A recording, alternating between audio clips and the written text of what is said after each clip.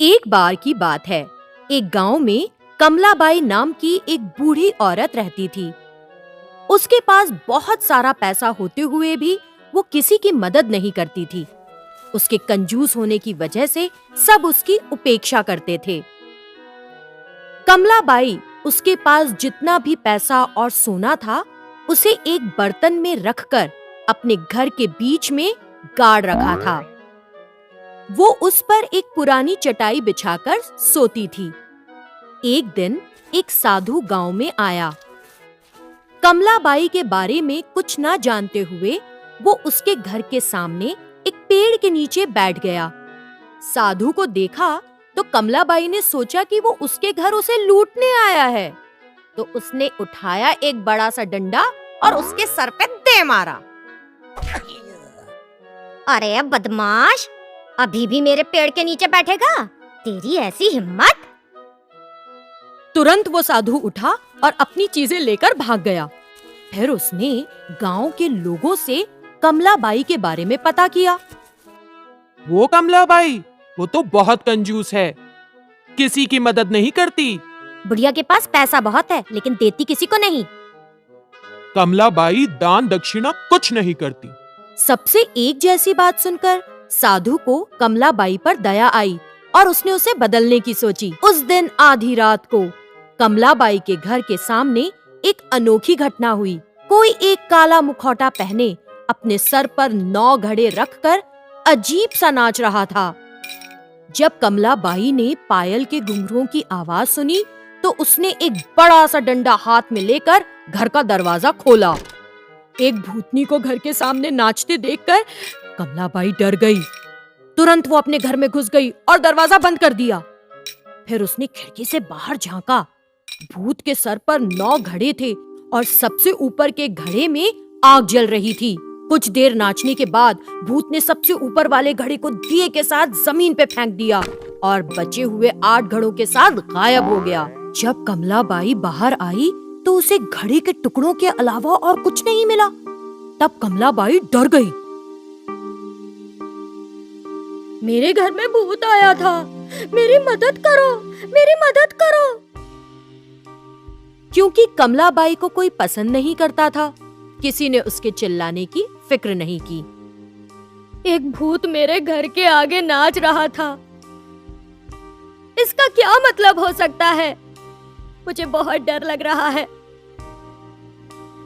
लेकिन किसी ने उसकी बातों पर ध्यान नहीं दिया, बल्कि उसकी तरफ देखा भी नहीं। रात में कमलाबाई घर के अंदर एक बड़ा सा डंडा पकड़कर खड़ी हो गई। आधी रात होते ही उसने फिर से घुंघरूओं की आवाज सुनी। जब उसने खिड़की से बाहर झांककर देखा तो उसे भूत के सर पर 8 घड़े दिखे। 8वें घड़े में आग जल रही थी। कुछ समय नाचने के बाद भूतनी ने सबसे ऊपर का घड़ा फेंक दिया और बचे 7 घड़ों के साथ गायब हो गई। हर दिन भूतनी आधी रात आती, कुछ देर नाचती रहती और फिर सबसे ऊपर का घड़ा तोड़कर बाकी घड़ों के साथ गायब हो जाती।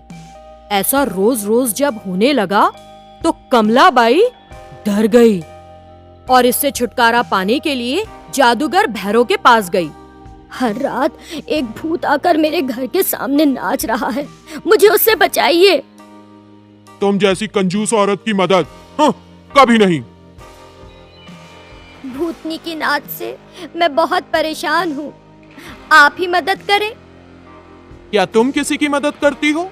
तुम्हारी मदद कौन करेगा? उसने अपने घर के सामने चौराहे पर पेड़ के नीचे उसी साधु को देखा।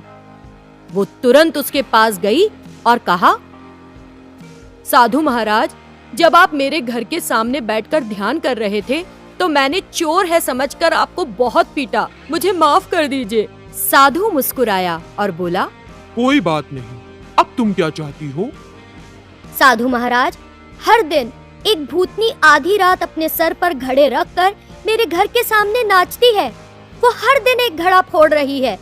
फिलहाल उसके सर पर 5 घड़े हैं। इसकी वजह न जानकर मैं पागल सी हो रही हूँ।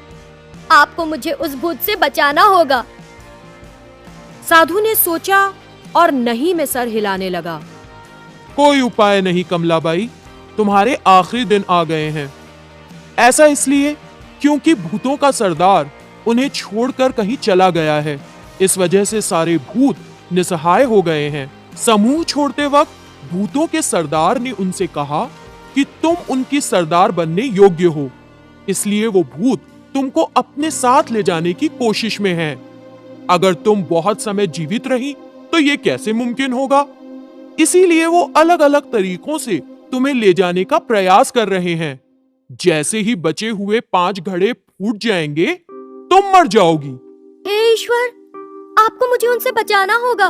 मैं अपनी सारी जमा पूंजी आपको दे दूंगी, कृपया कुछ कीजिए। ठीक है, आज से तुम श्रद्धा पूर्वक धर्म, पूजा, दान, सहायता और दूसरी अच्छी चीजें करना शुरू करो। बाकी मैं देखता हूँ। उस दिन से कमलाबाई ने दान देने का निश्चय किया। जब वो लोगों को दान देने पहुंची तो किसी ने उससे कुछ नहीं लिया। लोग उससे दूर जाने लगे। यहाँ तक कि कुत्तों और कौओं ने भी उसके डाले खाने को नहीं छुआ। और उस रात कमलाबाई के घर के आगे एक और घड़ा फूट गया। अगली सुबह कमलाबाई साधु के पास गई। साधु महाराज, मैं मृत्यु से नहीं बच पाऊंगी। कोई मेरा दान नहीं ले रहा। जो खाना मैं देती हूँ उसे कुत्ते और कौवे तक नहीं छूते। हाँ, क्योंकि तुमने ये धन लोगों की उपेक्षा करके अमानवीय ढंग से इकट्ठा किया है। पशु पक्षियों को भी इसकी खबर है। इसीलिए अब अपना पैसा मंदिर बनवाने, कुएं खुदवाने, अनाथालय बनवाने में खर्च करो। अगर तुम ये अच्छे काम करोगी तो सिर्फ लंबी उम्र ही नहीं, अच्छा नाम भी कमाओगी। साधु महाराज, कृपया आप ये सारी चीजें करें और मेरी मदद करें। अगर मैं करूंगी तो कोई स्वीकार नहीं करेगा। फिर कमलाबाई ने अपना सारा पैसा उस साधु को दे दिया। उस पैसे से साधु ने कई अच्छे काम किए। तब से कमलाबाई को न सिर्फ भूतों से छुटकारा मिल गया, बल्कि उसका अच्छा नाम भी हो गया। तो बच्चों, हमें इस कहानी से क्या शिक्षा मिलती है? यही कि जिंदगी जीना दूसरों की मदद करना है। हाय बच्चों, आपको हमारा वीडियो पसंद आया? और ज्यादा वीडियोस के लिए सब्सक्राइब कीजिए। फेसबुक और ट्विटर में हमें आकर मिलिए। Bye bye.